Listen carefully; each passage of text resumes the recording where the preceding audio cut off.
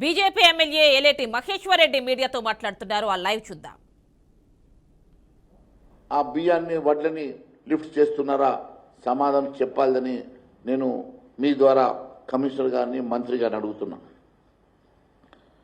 రెండోది, వీళ్ళందరికీ కూడా మళ్ళీ ఇంకా సమయం ఇస్తాం, ఎక్స్టెన్షన్ ఇస్తారంట. 68 రోజులు లిఫ్టే మొదలు కానటువంటి కంపెనీలకు ఏమని చెప్పేసి మీరు ఎక్స్టెన్షన్ ఇస్తారో దీనికి సమాధానం చెప్పాలని చెప్పి నేను కోరుతా ఉన్నాను. ఇదే మాదిరి సన్నవడ్ల విషయం కూడా ఒక మాట చెప్పి నేను ముగిస్తా. ఇంకా చాలా ఉంది, చాలా డాటా ఉంది నా దగ్గర.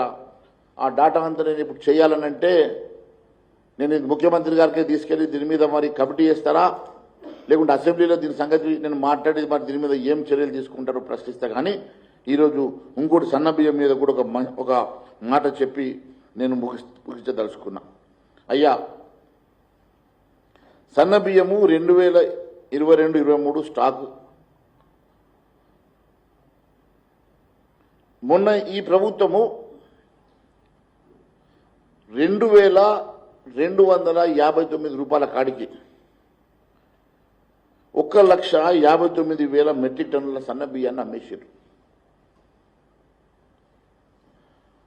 2259 రూపాయల కాడికి 1,59,000 మెట్రిక్ టన్ బియ్యాన్ని అమ్మేసి ఈరోజు మళ్ళీ విద్యార్థుల పేరు మీద విద్యార్థుల కోసమనో హాస్టల్లో ఉన్నటువంటి విద్యార్థులకు సన్న బియ్యం పెట్టాలనో 2,20,000 టన్నుల బియ్యాన్ని 57 రూపాయలకు కిలో చొప్పున 5,700 రూపాయలకు క్వింటాల్ చొప్పున కొన్నారు. 2,259కి అమ్మడమైంది సన్న బియ్యాన్ని. 5,700 రూపాయలకి బియ్యాన్ని ఎందుకు కొనాల్సి వచ్చిందో సమాధానం చెప్పాలి. ఇది 22 లక్షల క్వింటాలు, 2,20,000 టన్నులు అంటే 22 లక్షల క్వింటాల బియ్యం 2,259కి అమ్మి 5,700 రూపాయలకు ఆ బియ్యాన్ని కొంటున్నమాట వాస్తవం కాదా? అది కూడా 10% నూకలట. ఇవాళ ఓపెన్ మార్కెట్లో 36 రూపాయలు, 10% నూక ఉన్న సన్న బియ్యం 36 రూపాయలు. మీరు అమ్మింది 2,259. ఓపెన్ మార్కెట్లో మ్యాక్సిమం 40 రూపాయలు. 40 రూపాయలన్నా ఈరోజు 57 రూపాయలు అంటే 17 రూపాయలు, అంటే క్వింటాల్కి 1,700 రూపాయలు.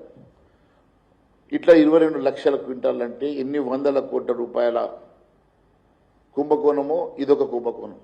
అయ్యా, మీ గురించి నేను చెప్పాలంటే నా దగ్గర చాలా ఇన్ఫర్మేషన్ ఉంది. కమిషనర్ గారు ఏదో గాలి మాటలు మహేశ్వర్ రెడ్డి ఎప్పుడు మాట్లాడు, ఏదున్నా ఆధారాలతో మాట్లాడతాడు, వాస్తవాలు మాట్లాడతాడు, ఏదున్నా సబ్జెక్ట్ డివేట్ కాకుండా గౌరవప్రదంగా ఉంటాడు, గౌరవప్రదంగా మాట్లాడతాడు. నేను డిపార్ట్మెంట్లో జరిగిన అవకతవకలు వెలికితీసే ప్రయత్నం చేసి ప్రజానీకానికి జరుగుతున్న కుంభకోణాల అంశాలు చెప్పదలుచుకున్నా తప్ప నాకు ఏ ఒక్కరి మీద కూడా పర్సనల్ గ్రేజ్ ఉండదు. మీరు లీగల్ యాక్షన్స్ ఏం తీసుకున్నా నేను సిద్ధంగా ఉన్నా. ఎన్ని కేసులు పెట్టినా నేను ప్రజానీకం కోసం పోరాటం చేయడానికి ప్రజా గొంతుగా నిలబడ్డా. భారతీయ జనతా పార్టీ ఎప్పుడు ఇలాంటి కుందెల్లా వాటికి భయపడే సమస్య లేదు. ఖచ్చితంగా ప్రజాపక్ష నిలబడతాం, పోరాటం చేస్తాం. ఖచ్చితంగా ఎప్పటికప్పుడు ఈ అంశాన్ని వెలుగులోకి తీసుకొస్తామని మరొకసారి తెలియజేసుకుంటూ, చాలా అంశాలు ఉన్నాయి. ఇవన్నీ అంశాలు కూడా మంత్రి గారు వచ్చినప్పుడు రుజువులతో సహా సాక్ష్యాలతో సహా నేను చూపించడానికి సిద్ధంగా ఉన్నా. మంత్రి గారు ఎప్పుడు ప్రెస్ మీట్ పెడతారో ఎదురు చూస్తున్నా. Thank you.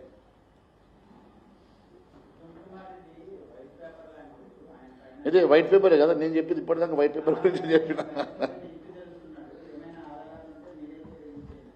అదే అండి, ఇప్పుడు మీడియాకి అన్ని రిలీజ్ చేసి చూపించాను కదా, జీవోలతో సహా చూపించాను, డాక్యుమెంట్స్తో సహా చూపించాను. మరి ఎవరు వైట్ పేపరో ఎవరు కలర్ పేపరో అన్నీ మరి. అందుకే పాపం ఆయనకు కూడా పాపము జగ్గారెడ్డి గారు కూడా మాట్లాడమంటేనే మాట్లాడినని చెప్తా ఉన్నారు కదా. నేను అదే చెప్తా ఉన్నాను. సబ్జెక్టు మంత్రి గారికి, మినిస్టర్ గారికి బాధ్యతయుతమైన పదవులు ఉన్నటువంటి వ్యక్తి దీనికి సమాధానం చెప్పాల్సిన అవసరం ఉన్నది. ఆయన వైట్ పేపరా, కలర్ పేపరా, బ్లాక్ పేపరా ఇప్పటికైనా మీకు అర్థమై ఉంటుంది కదా. Thank you.